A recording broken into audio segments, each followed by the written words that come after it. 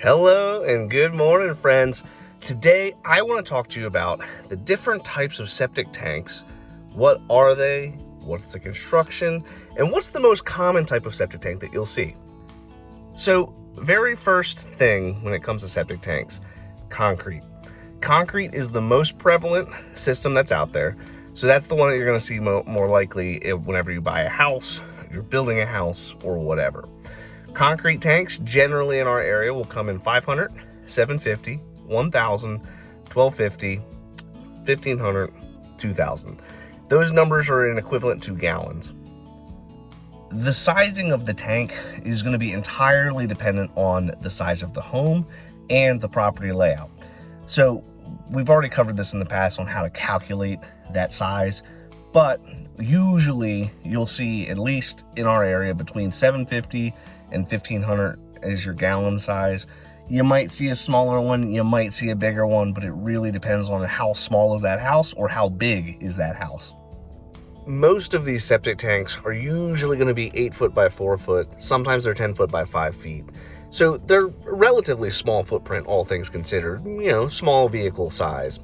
And whenever you're trying to, figure out what your tank type needs to be, you need to kind of think about what are the site conditions going to be. Is it under a driveway? Is it in soil? Is it in gravel? What's the slope of the hill? How tight is the lot? Is there any trees? Maybe there's an underground utility. All these things factor into deciding what size tank you're going to get. Concrete generally ends up being the most resilient as far as strength and just longevity goes. Another tank type that you'll see, not as common, right? So concrete tanks were generally starting to be used in the 60s to now. Before then, you would have cinder block. Cinder block tanks were usually seen 1960 and older. You might find a house every now and again, 1965 and older, that might have it, but they're not as common. Cinder block is literally just what it sounds like. So when they make these tanks, what they would do is they would dig out a big rectangular area. They would lay the cinder blocks. They would, of course, use a mortar, and then they would plaster the inside of that tank. Usually, the floor would still be a dirt floor. And then from there, they would almost always build some kind of form, pour a 3 to 4 inch thick concrete lid right on top with a big old 24 by 24 inch square lid right on the middle. Cinder block tanks usually would be square.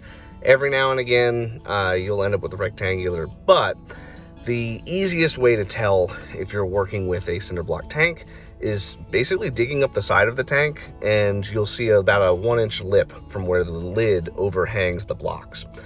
Now, in our area, cinder block tanks are no longer acceptable, and the real reason for this is that it's usually going to have a dirt floor, and the structural integrity comes into question. A lot of these cinder block tanks were just kind of slapped together by whoever was on site.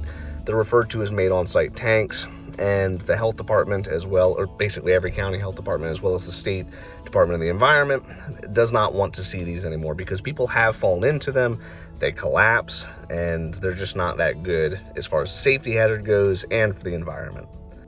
You may be saying, oh, well, hey, what's the difference between a leaking tank and a drain field?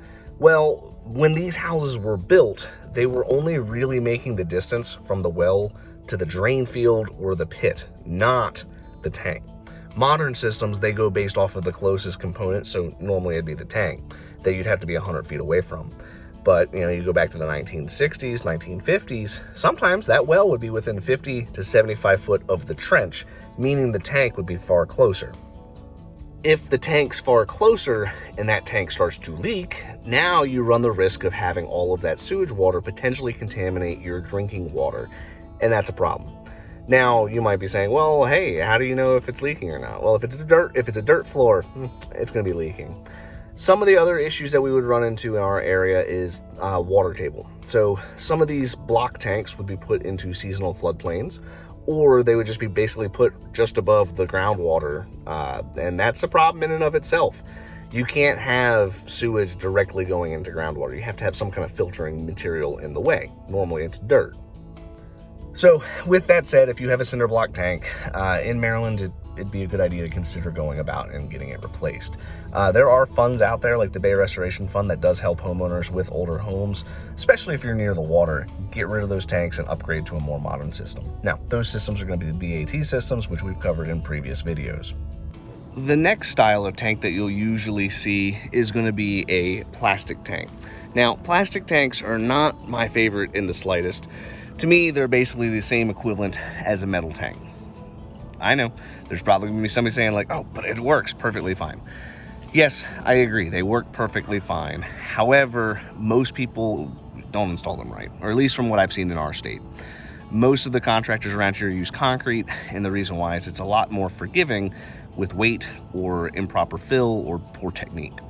I've seen dozens of plastic tanks get crushed because you put them too deep, or maybe you install incorrectly, you pump it out incorrectly, or people are driving over top of it with something heavy. So a plastic tank, what is it, right? It's gonna basically be the same size and shape as a concrete tank, except for it's gonna be plastic. The plastic tanks, the telltale characteristic of them compared to a concrete tank is usually the riser. Most of the risers will be a very smooth black plastic, and the interior of the tank will be green or black, and it'll have like a pill shape with some corrugated lines. Now, plastic tanks in our area are usually used on really weird lots, right? Let's just say that you have a really tight, narrow way to get into the backyard. Maybe there's some really aggressive slope on the hill. It's most often going to be used on properties that have just odd circumstances. Plastic tanks are cheaper than concrete though. Cheaper is not always better, as we all are probably aware, because we're all old adults now. If you're going to pay less for something, you're gonna pretty much get whatever you paid for out of it. In our area, I will usually see plastic tanks last about 20 years. Most common cause for failure is excessive weight. Now, as far as I'm aware, all the manufacturers of the plastic tanks that I've ever seen don't advise going beyond 3 feet in depth, but it almost always seems that somebody runs over it with a pickup truck, a large tractor, maybe it's in a horse pasture.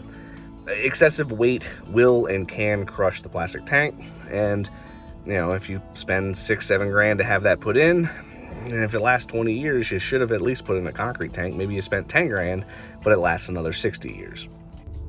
Finally, the last thing that you'll really see as far as tank type goes is going to be metal. Now, metal tanks are incredibly rare.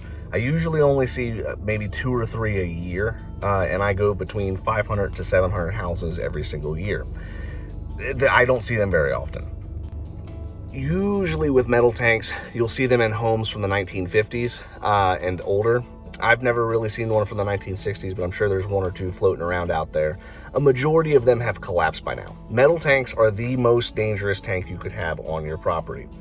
And the reason why is sewer gas is very corrosive. We've already discussed how it destroys concrete in previous videos. When that sewer gas and the water is sitting in the metal tank, it'll just accelerate that rust and corrosion until eventually the system just collapses. Kind of like plastic tanks, excessive weight can and will cause a collapse. So like if you're driving a large tractor for like a farm over it, it will go through. Pickup trucks, same thing. How you can tell if you have a metal tank, usually, at least in our area, the first sign, 4-inch cast iron clean out. Almost always, for some odd reason, that's the access cap that you'll see. Or it's a cesspool. It'll either be a metal tank or cesspool, one of those 2 options. From there, it's going to be pill-shaped and it's going to be orange, right? Septic tanks aren't usually orange. You might see like a pinkish orange goo in there. That's grease, different problem. But when it comes to a metal tank, the easiest way you can tell is you just probe it, right? Your probe will easily pass right through it. Usually you can see soil, usually you can see roots. They're almost always falling apart and collapsing before you even get to them because of how old they are and how gnarly they are. I don't really see them that often. I will see them in parts of Washington County and parts of Baltimore County closest to the city on those really old houses. So if you're buying a house in that area, if it's like in that 1950s and older range, just be careful. The best advice I can give for those types of systems Just ask the county for the records. They'll tell you, like, hey, we've replaced the tank in 1970 or 1990, 2000, who knows when they replaced it. But if the county has something on file, that'll at least give you an idea of what you're working with, because it has to specifically tell you, is it concrete? Now, if the county has nothing on file, it's probably going to be metal or it's going to be a cesspool. Could also be cinder block, could be one of the above, right? In all, my favorite type of tank, I think that lasts the longest, is the most resilient, the most benefit for the price is going to be concrete, right? Concrete will last for a very long time, and it can take a lot of weight and a lot of damage.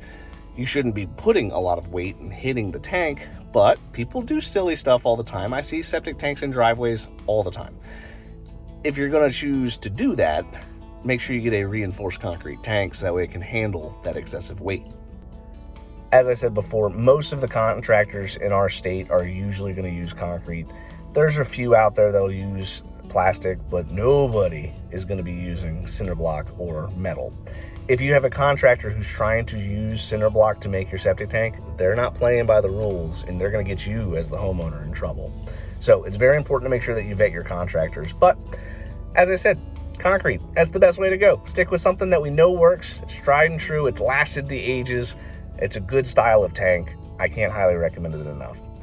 If you gained any value out of this, if you like this style of content, hit that like button, hit subscribe, leave a comment below. Tell me, what type of tank do you have on your house?